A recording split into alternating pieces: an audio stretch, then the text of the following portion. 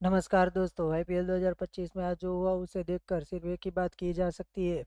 Form तो बदलते हैं लेकिन क्लास हमेशा कायम रहती है। केएल राहुल ने आईपीएल में सबसे तेज 5,000 रन पूरे कर एक नया इतिहास रच दिया है। और खास बात ये कारनामा उन्होंने अपनी पुरानी टीम लखनऊ सुपर जायंट्स के खिलाफ किया, जहां कभी वो कप्तान थे वहीं अब उनके सामने मैदान में खड़े थे। 130 पारियों में 5,000 रन पूरे कर राहुल ने डेविड वार्नर का रिकॉर्ड तोड़ा, जो इस मुकाम पर 135 पारियों में पहुंचे थे। इस लिस्ट में अब तीसरे नंबर पर विराट कोहली, चौथे नंबर पर एबी डिविलियर्स और पांचवें नंबर पर शिखर धवन है। राहुल ने इस मैच में 42 गेंदों में 57 रनों की नाबाद पारी खेली। के राहुल की शानदार पारी की बदौलत दिल्ली को शानदार 8 विकेट से जीत दिलाई। पहले अर्धशतक, फिर 5,000वां रन और अंत में एक शानदार छक्का, यानी मैच का समापन भी उसी के नाम।